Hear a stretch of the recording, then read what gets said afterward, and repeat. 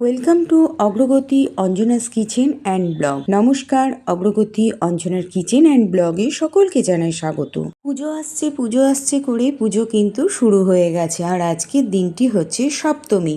আমি আজকে সপ্তমী আর অষ্টমী দুদিনের পুজো মিলিয়ে আজকের ব্লগটি তৈরি করেছি। এখন যে লুকটা আমার দেখতে পাচ্ছেন, এটা হচ্ছে সপ্তমীর সাজ। সপ্তমীর ঠাকুর দেখতে যাওয়ার আগে আমি এই লুকটা সেজেছিলাম। আর এদিকে দেখুন, আমার হাজবেন্ড আমার অবলা ছেলে মেয়েদেরকে ভালোবাসা দিচ্ছে। ওরাও যাবে আমাদের সঙ্গে। আসল কথা হচ্ছে এটাই, সেই বায়না করছে ছোট বাচ্চাদের মতন। ওরাও তো ছোট বাচ্চাই, ব্যাস লেজ নাড়ছে, তো ওদেরও ছবিটা একটু তুলে নিলাম। এবার আমরা বাড়ির থেকে বেরিয়ে পড়েছি। বাড়ির থেকে বেরিয়েই আমরা রেলের ওপারে যাব বলে দাঁড়ালাম। দেখলাম রেল গেট পড়ে রয়েছে আর ট্রেন পাস হচ্ছে। প্রথমেই আমার বাবার বাড়ির পাড়াতে আসলাম ঠাকুর দেখতে। এটা হচ্ছে আমার বাপের বাড়ির পাড়ার মাঠ। এখানেই আমার অনেক ছোটবেলাকার স্মৃতি বিজড়িত হয়ে রয়েছে।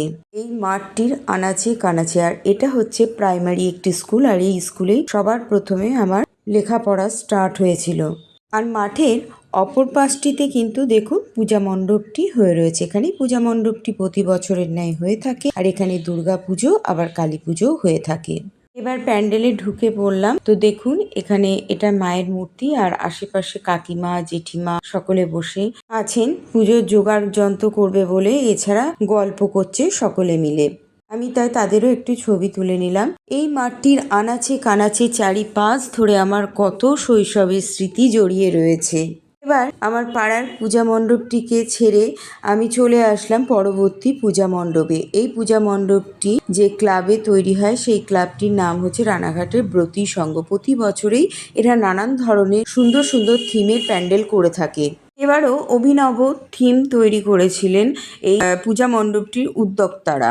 এবারের থিম হচ্ছে মাকে নিয়ে তৈরি হয়েছিল এবারের পুজোর থিম। প্রথমেই ঢুকতেই আমাদের চোখে পড়ল যে মায়ের সম্বন্ধে, মায়ের প্রতি যে সন্তানের ঋণ রয়েছে, সেই ঋণের সম্বন্ধে একটি বড় সড়ো একটি লেখা এই পূজা মণ্ডপটির সামনেই লিখে রাখা হয়েছে।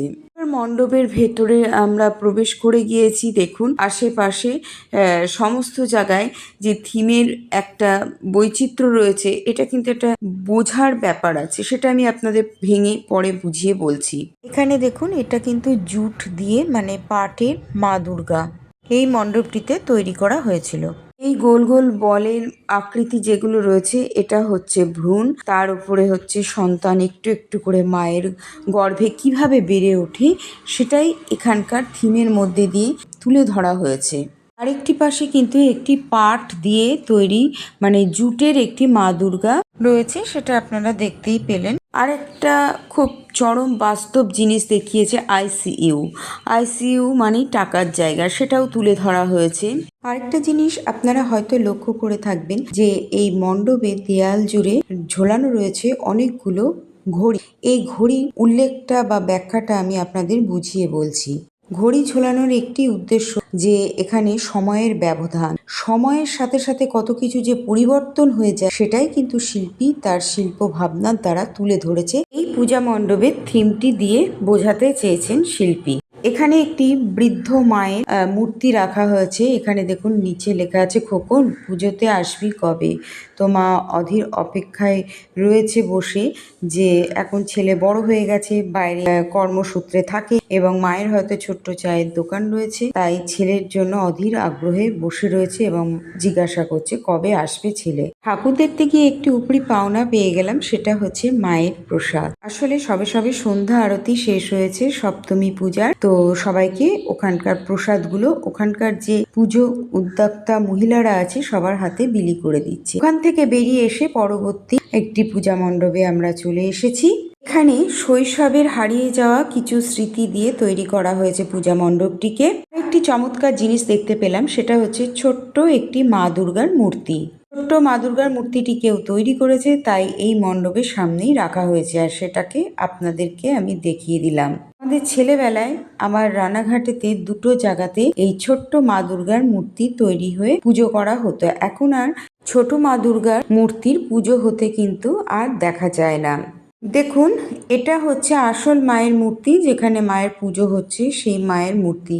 আর এই মণ্ডপটি চতুর্দিকে দেয়ালে ঝোলানো রয়েছে, যে আমরা কাগজ দিয়ে এরোপ্লেন তৈরি করতাম, তারপরে হাওয়াই পাখা আর ঘুড়ি, এই ধরনের ছোট ছোট হারিয়ে যাওয়া বিলুপ্তর পথে আজকে শৈশবের কিছু জিনিস, সেই স্মৃতিগুলোকে ধরে রাখার জন্য এগুলোকে তুলে ধরা হয়েছে থিমের মাধ্যমে। এবার আমরা পরবর্তী পূজা মণ্ডপে চলে আসলাম। প্রথমেই দেখতে পাচ্ছেন সিঁড়ির মধ্যে বেশ সুন্দর করে আলপনা অঙ্কন করা রয়েছে। এই আলপনাটি আমাদের যে আর্টের একটি গ্রুপ রয়েছে, সেই আর্টের গ্রুপে টিমেরাই এঁকেছিল। গত বছরে এই পূজা মণ্ডপটিতে আমাদের আর্ট গ্রুপের টিমের সদস্যরা পুজোর থিম তৈরি করেছিল। থিমটির নাম হয়েছিল প্রথা। প্রথাতে বাংলার হারিয়ে যাওয়া শিল্প এবং বাংলার যে পুজো পার্বণী আছে, যেমন হচ্ছে নবান্ন উৎসব, এই সমস্ত ছোট ছোট জিনিস ওই মণ্ডপটিতে তুলে ধরা হয়েছিল। এবার আমরা পরবর্তী পূজা মণ্ডপে চলে এসেছি। পূজা মণ্ডপের ভেতরে ঢুকে পড়েছি এবং মায়ের মূর্তিটির কিছু ছবি তুলে নিলাম। তো আসুন দেখে নেওয়া যাক মায়ের মূর্তিটিকে। এই হচ্ছে এই পূজা মণ্ডপের মায়ের মূর্তি। ঠাকুর দর্শন করে পূজা মণ্ডপ থেকে বেরিয়ে আসলাম এবং পূজা মণ্ডপের মাঠ চত্বরে দেখুন কত মেলা বসেছে। আরেকটি জিনিস আমি তুলে ধরলাম, দেখুন এখানে একটি ছোট্ট কাঠের নাগরদোল্লা দুলছে। নাগরদোল্লাটির মধ্যে বসে আছে একটি ছোট্ট শিশু। এই নাগরদোল্লাটি কিন্তু একটি হারিয়ে যাওয়া শৈশবের স্মৃতি। আর ওপরে দেখেছেন পূর্ণিমার চাঁদ কিন্তু এখন থেকেই দেখা যাচ্ছে। সামনে কোজাগরী লক্ষ্মী পুজোর চাঁদ উঠে গিয়েছে। অনেকদিন পর আমি এখানে আলু কাবলি কিনে খেলাম। আলু কাবলি খেতে খেতে মনে পড়ে গেল শৈশবের স্কুলের সামনে দাঁড়িয়ে থাকা আলু কাবলি কিনে খাওয়ার কথা। এবার পরবর্তী পূজা মণ্ডপে চলে আসলাম। এই পূজা মণ্ডপের সামনে একটি মঞ্চ তৈরি করা হয়েছে, আর এখানে মহালয়ার এখানে খুব সুন্দর নৃত্য পরিবেশন করা হচ্ছিল। কিন্তু দুঃখিত, আমি আপনাদেরকে এখানে এই মিউজিকটাকে অফ করে দিতে হয়েছে, নাচটাকে একটু কমিয়ে দিলাম, কারণ ভিডিওটা অনেক বড় হয়ে যাবে। দেখুন, সবটুকু তুলে ধরতে গেলে তো একটু ভিডিও বড় হবেই, এটা স্বাভাবিক। তবুও চেষ্টা করেছি যতটা ছোট করা যায়। এই যে দেখুন, এখানে মহিষমর্দিনী নাচের মাধ্যমে দেখা যাচ্ছে মা দুর্গা যে অসুর নিধন করেছিল সেটাকে তুলে ধরা হয়েছে। খুব সুন্দর মিউজিক চলছিল, কিন্তু মিউজিক তো দেওয়া যাবে না, মিউজিকটা দিলে পরে কপিরাইট চলে আসবে। সেই কারণে আমি মিউজিকটাকে এখানে অফ রেখে আমার ভয়েস দিলাম। এতটাই সুন্দর হয়েছিল এই মহালয়ার মহিষমর্দিনী নাচের মাধ্যমে দেখানোটা, যে আমি দাঁড়িয়ে গিয়ে ভিডিও না করে থাকতে পারলাম না। বুঝতে পারছি যে ভিডিওটা বড় হয়ে যাবে, তবুও একটু তুলে ধরলাম আপনাদের কাছে। পূজা মণ্ডপটি আমার অসাধারণ লেগেছে। এই পূজা মণ্ডপের সব থেকে একটি চমৎকার জিনিস হলো নানা রকম কালারফুল আলো দিয়ে সুসজ্জিত করা হয়েছিল পূজা মণ্ডপের বাইরের প্যান্ডেলটিকে। ভেতরটাও চমৎকার। আমি ভেতরটায় ঢুকে পড়েছি। প্রথমেই চোখে পড়লো এখানটায় দুটো সাইডে পুল বানানো হয়েছে। এটা হচ্ছে প্যান্ডেলের ওপরের ভাগটা। দেখুন কি সুন্দর পাখি উড়ছে আর মেঘ ভেসে যাচ্ছে। এবার চলে আসলাম মায়ের মূর্তিটির সামনে। এটা হচ্ছে এই পূজা মণ্ডপের মায়ের মূর্তি। এই মায়ের মূর্তিটিকে বাংলার মুখ ও ডাকের সাজে তৈরি করা হয়েছিল। এবার দেখুন, আমি মণ্ডপের চারিধারটা ভিডিওর মাধ্যমে তুলে ধরেছি, আপনারা দেখুন আর উপভোগ করুন। যে আরেকটি পুলের সাইডে চলে আসলাম। এখানে কিন্তু অ্যাকোরিয়ামে যে রঙিন মাছ থাকে, সেই রঙিন মাছগুলো এই পুলটিতে রাখা হয়েছিল, অপর পুলটিতে ল্যাঠা মাছ রাখা হয়েছিল। এই যে দেখুন, আমি দুটো সাইডেরই পুলটাকে ভিডিওর মাধ্যমে তুলে ধরেছি, আর এটা কিন্তু ছোট বড় সকলেরই দৃষ্টি আকর্ষণ করবে। আর এখানে দাঁড়িয়ে আমি কয়েকটা সেলফি ভিডিও ফুটেজ তুলে নিলাম। সঙ্গে আমার মেয়ে ছিল, সেও দাঁড়িয়ে পড়লো, দিয়ে মা মেয়ে দুজনেই সেলফি ফুটেজ তুলে নিলাম। দেখুন, ওপরের ভাগটা তুলে ধরেছি, কতটা সুন্দর হয়েছে প্যান্ডেলটি। সব মিলিয়ে পূজা মণ্ডপটি অসাধারণ হয়েছিল। এবার পরবর্তী পূজা মণ্ডপে চলে আসলাম। পরবর্তী পূজা মণ্ডপটি দীঘার জগন্নাথ মন্দিরের আদলে তৈরি করা হয়েছে। মণ্ডপের ভেতরে ঢুকে পড়েছি। এই দেখুন, প্রথমেই ঢুকে জগন্নাথ দেবের দর্শন করে নিন। এরপরে এখানেও কিন্তু দুটো ছোট মা দুর্গার মূর্তি দেখতে পেলাম। এবছরে কিন্তু বেশ কয়েকটি ছোট ছোট মা দুর্গার মূর্তি চোখে পড়লো। এই দেখুন, এটি হচ্ছে মণ্ডপের মা দুর্গা। এই মা দুর্গাটি থিমের ঠাকুর তৈরি করা হয়েছে, কিন্তু চোখ জুড়ানো একটি মায়ের মূর্তি। মায়ের মূর্তির পাশে দেখুন আরেকটি মা দুর্গার ছোট্ট মূর্তি রয়েছে। আমি একটু জুম করে বড় করে আপনাদেরকে তুলে ধরলাম। আর একটু বড় করে মায়ের মূর্তিটিকে আপনাদের সামনে তুলে ধরলাম, দেখে নিন। এবার এই পূজা মণ্ডপটিকে ছেড়ে আমরা পরবর্তী পূজা মণ্ডপের উদ্দেশ্যে বেরিয়ে পড়লাম, চলে আসলাম পরবর্তী পূজা মণ্ডপটিতে। এই পূজা মণ্ডপটিও থিমের প্যান্ডেল, দেখেই বুঝতে পারছেন নানান রকম শহর জীবনযাত্রা তুলে ধরা হয়েছে। শহরের পাশে সাবেকি একটি থিম রাখা হয়েছে। এবার আমরা ধীরে ধীরে মণ্ডপের মধ্যে প্রবেশ করেছিলাম। এখানে যেটি সব থেকে সুন্দর লেগেছে মায়ের মূর্তি। প্রতি বছরে এই পূজা মণ্ডপটিও কিন্তু নতুনত্ব কিছু থিমের কাজ রেখে থাকে। তো এবারের মায়ের মূর্তিটা এরকম তৈরি করা হয়েছে। মায়ের মূর্তির মধ্যেও কিন্তু প্রতি বছরই নতুনত্ব অভিনব মায়ের প্রতিমা তৈরি করে থাকে এই পূজা মণ্ডপের উদ্যোক্তারা। এই মায়ের মূর্তিটি কিন্তু কৃষ্ণনগর কুমোরটুলির থেকে তৈরি করা মায়ের মূর্তি। আমাদের একটি সুবিধাজনক জায়গা হচ্ছে কৃষ্ণনগর, কারণ আমরা নদিয়া জেলার মানুষ, আর রানাঘাটের থেকে কৃষ্ণনগরের দূরত্ব 1 ঘন্টার। আর নদিয়া জেলার কৃষ্ণনগর হচ্ছে মৃৎশিল্পের জন্য জগৎ বিখ্যাত, এ কথা কারই বা অজানা আছে। বাড়ির সামনেই কৃষ্ণনগর, সেহেতু বেশিরভাগ ঠাকুরগুলো আমি আপনাদের যেগুলো দেখিয়েছি সবই কিন্তু কৃষ্ণনগরের থেকে কুমোরটুলির থেকে তৈরি করা ঠাকুর। এই কৃষ্ণনগর থেকে দেশে বিদেশে এবং কলকাতা, আমাদের এই নদিয়া জেলার কৃষ্ণনগর শহরে মৃৎশিল্পীর জন্য যেহেতু জগৎ বিখ্যাত, তাই অনেক দূর দূর প্রান্তে কিন্তু কৃষ্ণনগরের ঠাকুর পৌঁছে যায়। কৃষ্ণনগরের প্রতিমাটি দর্শন করা হয়ে গেলে সেই মণ্ডপটিকে ছেড়ে আমরা পরবর্তী একটি প্রাচীন ও সাবেকি পূজা মণ্ডপে চলে আসলাম। রানাঘাটের এই বুড়িমা হচ্ছে শর্মা বাড়ির পুজো। এই বুড়িমা এতটাই প্রাচীন যে কৃষ্ণচন্দ্র রাজার সময়কাল থেকে এই পুজো প্রচলিত হয়ে আসছে।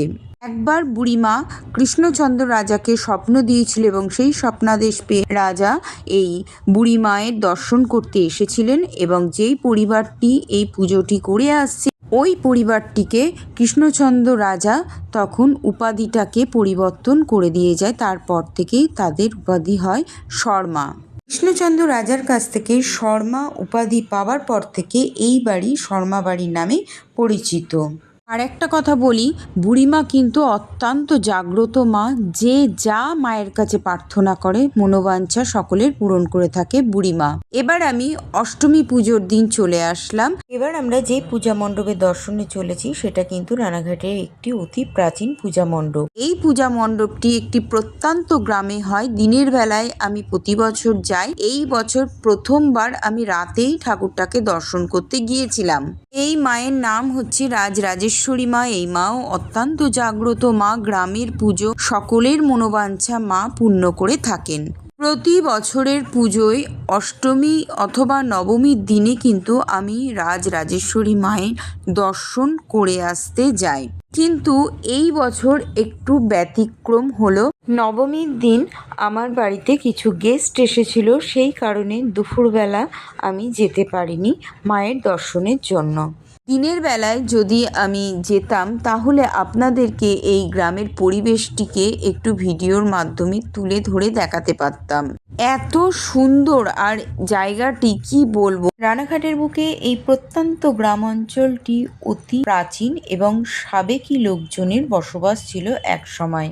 এই গ্রামটিতে এমন কিছু বাড়ি রয়েছে যে বাড়িগুলো প্রায় ব্রিটিশ পিরিয়ডের সময়কালীন বাড়ি, যা এখন পরিচর্যার অভাবে এই বাড়িগুলো কিন্তু নষ্ট হতে বসেছে। কারণ এখানকার যারা উত্তরসূরি আছে তারা সকলেই বিদেশেই বসবাস করে, কারণ সবটাই ঘুটঘুটে অন্ধকার ছিল ওই গ্রামটা। এখনো ওই গ্রামটি প্রায় প্রত্যন্ত গ্রাম রূপেই রয়েছে। এবার অষ্টমী পুজোর পরিক্রমা শেষ, বাড়ি ফিরে আসলাম, দিয়ে নিজের একটা সেলফি তুলে নিলাম।